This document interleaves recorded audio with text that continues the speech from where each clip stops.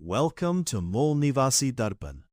आप सभी श्रोतागण का मूल निवासी दर्पण चैनल में हार्दिक स्वागत एवं अभिनंदन है। जय भीम नमो बुधाय दोस्तों। तो मैं फिर इस एक वीडियो लेकर आया हूँ जिसका शीर्षक होगा महान देशभक्त डॉक्टर बाबा साहब डॉक्टर भीमराव अंबेडकर। तो मैं इसका एक स्लाइड बना दिया हूँ और इसका भी रेफरेंस मैं स्वतंत्रता संग्राम में अछूत जातियों का योगदान से लिया हूँ, जो लेखक सतनाम सिंह है और दिल्ली सम्यक प्रकाशन से छपा है। तो बाबा साहब के विषय में क्या लिखे हैं थोड़ा सा मैं स्लाइड बना दिया हूँ। तो देखिए, डॉक्टर बाबा साहब अम्बेडकर भारतीय स्वतंत्रता में अद्वितीय योगदान, एक बौद्धिक क्रांति। प्रस्तुति है मूल निवासी दर्पण का। आज़ादी से पहले का संघर्ष 1857 से 1947 तक अछूत जातियों और बाबा साहब का राष्ट्रवादी पथ। जन्म और देशभक्ति की विरासत। बाबा साहब का जन्म 14 अप्रैल 1891 को महू छावनी में हुआ था।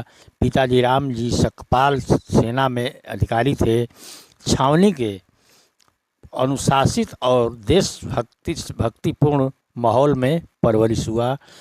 बचपन से ही राष्ट्र की सेवा का जज्बा कूट कूट कर भरा था। ज्ञान का बौद्धिक हथियार। कोलंबिया विश्वविद्यालय 1915 में एमए थीसिस में अंग्रेज़ों के खिलाफ तीखी और चुनौतीपूर्ण भाषा का प्रयोग किया। ब्रिटिश नौकरशाही का पर्दाफाश।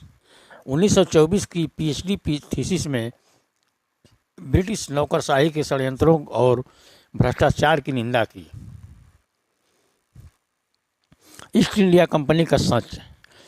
बाबा साहब ने सिद्ध किया कि अंग्रेज़ों ने भारत को उपहार के रूप में नहीं लिया, बल्कि लूट और युद्ध से कब्जा किया। 1857 के संग्राम को दबाने का कर्ज भारतीय जनता पर मढ़ा गया। कुल 7 करोड़ पाउंड का कर्ज भारत के मत्थे मढ़ा। 1858 के इंडिया एक्ट को भारत का हर्जाना बताया।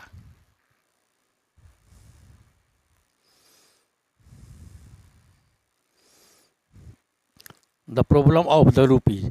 रुपये की समस्या, problem of the rupees.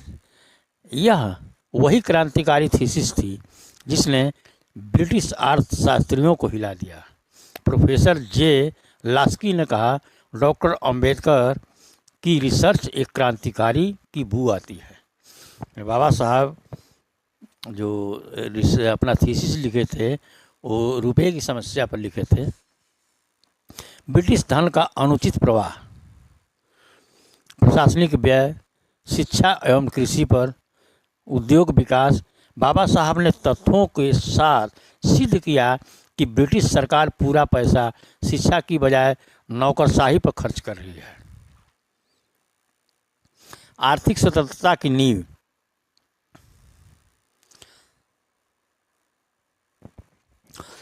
Hilton young commission और आरबीआई की स्थापना में योगदान।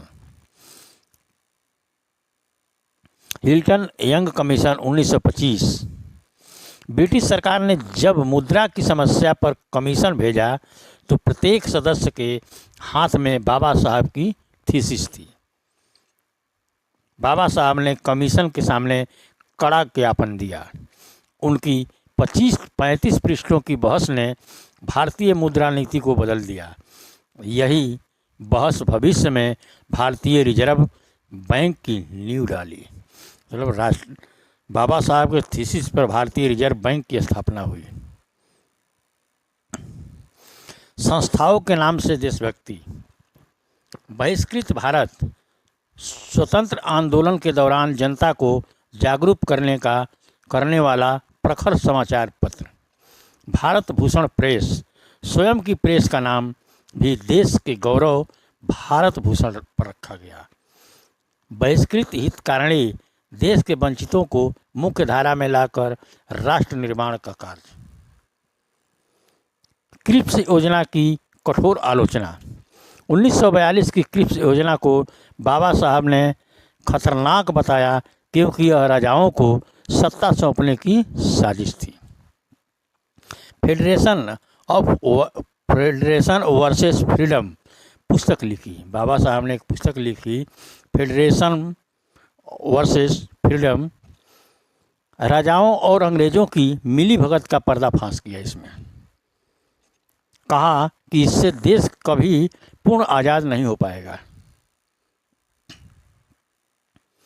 राष्ट्रवादी दृष्टिकोण, 100% मैं पहले भारतीय हूँ और अंत में भी भारतीय ही हूँ। बाबा साहब ने स्पष्ट किया कि उनकी निष्ठा केवल और केवल अपनी मातृभूमि के प्रति है। क्रांतिकारियों के मसीहा, अदालत में स्वतंत्रता सेनानियों की निःशुल्क पैरवी। बाबा साहब जो स्वतंत्रता सेनानी थे उनका निःशुल्क पैरवी करते थे, इस बुक में लिखा हुआ है। चिरनार गोली कांड 1930, महाराष्ट्र के पनवेल में कांग्रेस के जंगल विद्रोह के दौरान पुलिस ने निर्दोषों पर गोलियां चलाई। 47 स्वतंत्रता सेनानियों पर केस चला। बाबा साहब ने उनकी निःशुल्क पैरवी की। 4 सेनानियों को फांसी के फंदे से बचाया। अन्य महत्वपूर्ण कानूनी बचाव, गुरु अगमदास जी। सतनामी पथ के गुरु को जब हत्या के झूठे केस में फंसाया गया तब बाबा साहब ने उनकी रक्षा की।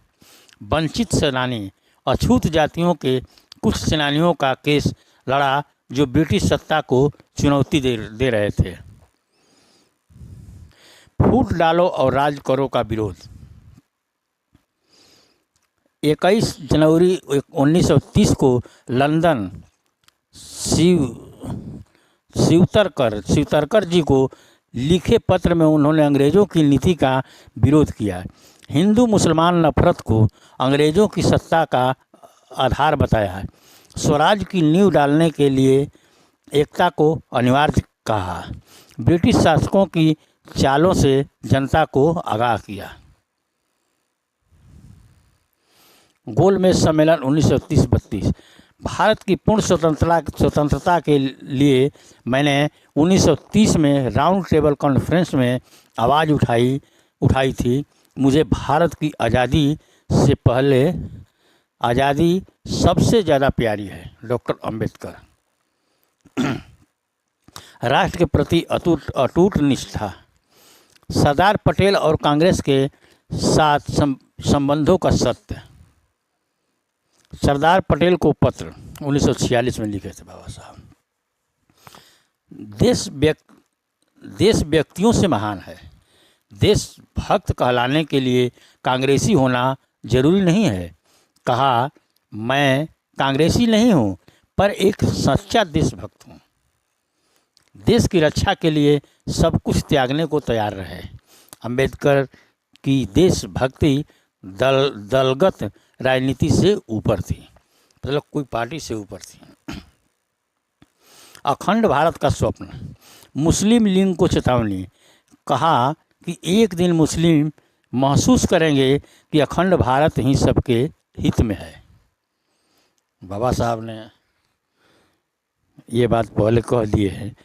आज जो अलग मांगे, पाकिस्तान और बांग्लादेश से सब मांग लिए, तो आज महसूस हो रहा है मुसलमानों को, आज के सरकार से और आज के समाज जो सांप्रदायिक लोग हैं, कि मुस्लिम राज अलग नहीं मांगना चाहिए था हमको। लेकिन आज वो लोग महसूस कर रहे हैं। हम लोग देख रहे हैं जो बाबा साहब 100 साल पहले बोल के गए हैं। स्वार्थ से ऊपर देश। मिस्टर जिन्ना को संबोधित करते हुए कहा, देश के हित को अपने स्वार्थ से ऊंचा रखना चाहिए। सामाजिक मुक्ति की राष्ट्र मुक्ति। वंचितों का उत्थान और ब्रिटिश सत्ता का विरोध। महार सत्याग्रह 1947। स्वतंत्रता केवल अंग्रेजों से नहीं बल्कि आंतरिक गुलामी से भी होनी चाहिए।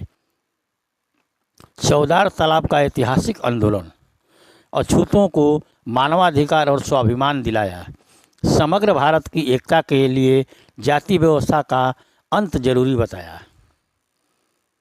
सिटी एक्ट का विरोध,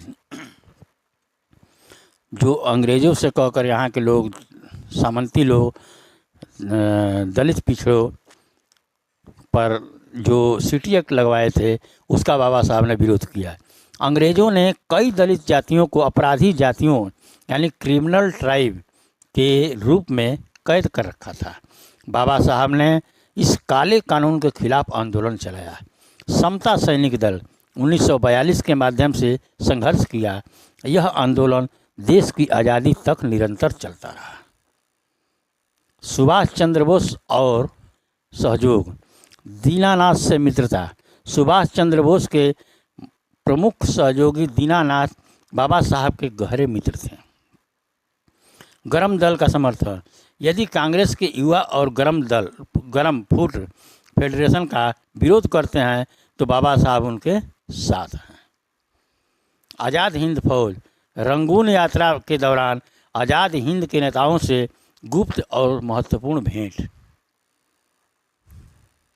स्वदेशी धर्म का चुनाव, अंग्रेजों और ईसाइयों ने उन पर धर्म परिवर्तन के लिए भारी दबाव डाला और लालच दिया। अलेक्जेंडर ने ईसाई बनने की सलाह दी।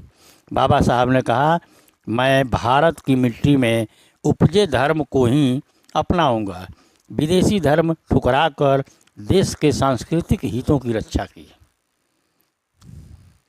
संविधान सभा में प्रवेश, बंगाल से निर्वाचन। जुलाई 1946 में बंगाल से चुनकर संविधान सभा में पहुँचे और राष्ट्र के भविष्य की रूपरेखा तैयार की। प्रारूप समिति के अध्यक्ष, आज़ादी से पहले ही उन्होंने भारतीय लोकतंत्र का सबसे मजबूत ढांचा तैयार करना शुरू कर दिया। ऐतिहासिक संविधान,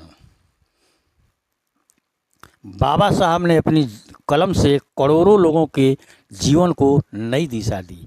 आज पूरा भारत उन्हीं के संविधान से चलता है, जो विश्व का सबसे बड़ा लिखित संविधान है। महान देशभक्त का निष्कर्ष, यदि हमारे अन्य स्वतंत्रता सेनानी राष्ट्र के हाथ पैर थे तो डॉक्टर भीमराव अंबेडकर उस संघर्ष का मस्तिष्क थे यानी दिमाग थे।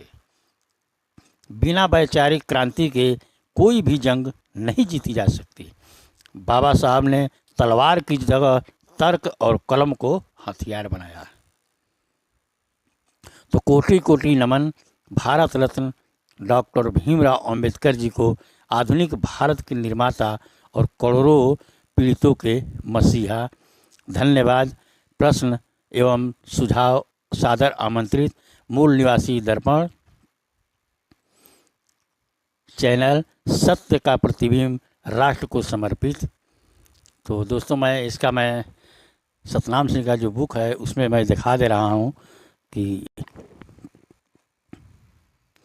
तो दोस्तों मैं यह जो रेफरेंस दिखा दे रहा हूँ, संदर्भ दिखा दे रहा हूँ कि यह मैंने जो लिया वो स्वतंत्रता संग्राम के अछूत जातियों का योगदान 1857 से 47 तक, लेखक सतनाम सिंह, और यह समक प्रकाशन दिल्ली से छपा हुआ है।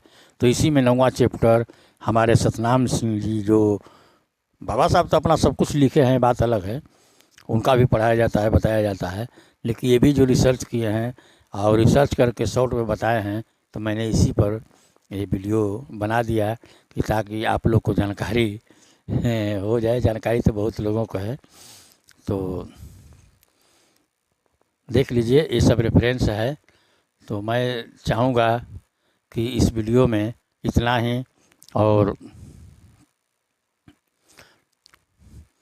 अगले वीडियो में फिर मिलेंगे अगले वीडियो में। तब तक आप लोग अपना ख्याल रखें।